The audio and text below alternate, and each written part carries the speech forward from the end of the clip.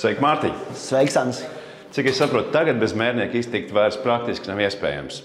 Un māju nenodot eksploatācijā vairs nav finansiāli izdevīgi. Jā, tev ir taisnība. Iesim, es tev izstāstīšu precīzāk. Mārtiņ, ņemot vērā visas pārmaiņas, cik ir tas reižu daudzums, cik tagad tas nodoklis var paaugstināties? Nenodotām ēkām eksploatācijā nodoklis var no 3 līdz 5 reizēm pat paaugstināties. Ar to ir jārēķinās, ja tu saulaicīgi neesi sakārtojis sava īpašuma nodošanu eksploatācijā. Cik reizes ir vajadzīgs mērnieks būvēšanas laikā? Minimums ir, kad mēs izstrādājam topogrāfisko plānu projektēšanai un pie nodošanas eksploatācijā. Bet, lai, teiksim, tāds saimnieks apzinīgi saprastu, kad viņa būvnieks ir pareizi izbūvējis, nav izbūvējis pa labi vai pa kreisi, ieteikums ir izsaukt mērnieku pēc pamatu un arī pirms pamatu ierīkošanas, lai mērnieks parāda tos 4 punktus, kur tieši māja būs. Es saku, ka tieši uz mērniecības posmu vai ko ir jāskatās, vai ir vērts ietaupīt, jo tas tev, jo māju tu nepārcelsi pēc tam blakus vietā pa metru. Tas ir viens un otrs. Ko tad darīt cilvēkiem, kas ir uzcēluši, bet nav to mērnieku beigās pasaukuši? Mērnieku var pasaukt beigās. Jebkurā gadījumā tas būs jādara, jo ir nepieciešams izpildu mērījums ēkai priekšnodošanas eksploatācijā. Mērnieks nofiksē, kur būve ir faktiski dabā, parādot, kad būve ir vietā, kā ir plānots.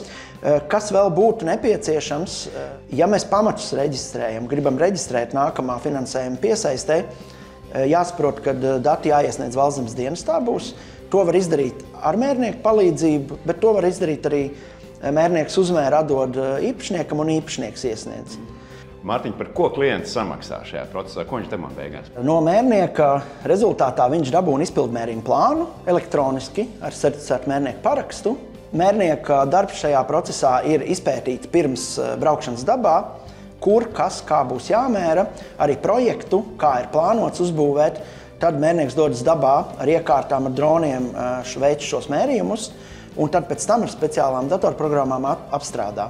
Rezultātā klients iegūst plānu, kurā ir piesaistes ēkai līdz robežām tālāk, un tad šis plāns aiziet arī uz Valstzemes dienestu, vai caur mērnieku, vai caur klientu, un zemes dienestā tiek piereģistrēts fakts, kas nonāk tālāk zemes grāmatā, ka šī jaunbūve ir reģistrēta. Nu, un arī pašam klientam, es domāju, ka ir sirdsmiers, ka ar šo te viss ir droši, gan jebkurš speciālists to skatīties, un viņš redz, un viņam ir certificēta droša informācija. Jā. Un kas mūsdienās jau pilnīgi visās jomās ir ļoti svarīga lieta. Kā jūs to praktiski darat? Kā tas notiek? Nu, praktiski to mēs darām tā, ka es tev nevarēšu pastāstīt, bet es tev parādīšu. Tas ir vēl labāk. Dodamies! Esam tavā virtuvē. Jā. Šodien brauksim uzmērīt izpildmērījumu ēkai. Kā papildus prasība no klienta būs veikt fotofiksāciju ar mazo droniņu. Ļoti palīdz mērniekam. Tā ikdienā izmantojam arī šādu dronu, kas ir nedaudz lielāks. Sver ap 10 kg ar visu ekipējumu. To izmantojam lieliem infrastruktūras objektiem. Bet šodien objekts ir neliela māja. Izmantosim mazo maviku, jaunāko, kas mums ir. Es domāju, ka pietiek runāt un dodamies mērīt. Jā, nu runām pie darbiem. Tieši tā.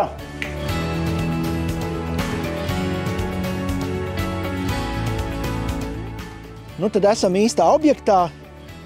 Uzmērāmā māja, inventārs.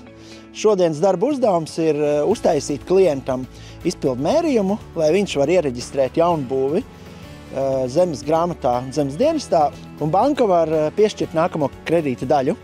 No sākuma sāksim ar video fiksāciju objektam un fotofiksāciju no gaisa, jo tāds bija klienta vēlme arī nofiksēt no gaisa, lai paliek atmiņās mājas būvniecība, un pēc tam veiksim precīzo uzmērīšanu ar tahimetru.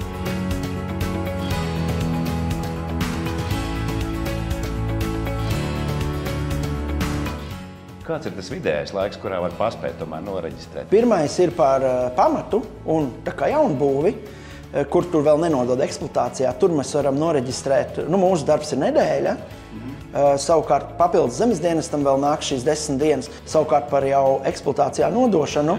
Mūsuprāt, tāpatās tās ir 2 nedēļas pie mērnieka, nedēļa 2. Pie zemes dienas tas var būt atkarībā no reģioniem ilgāk.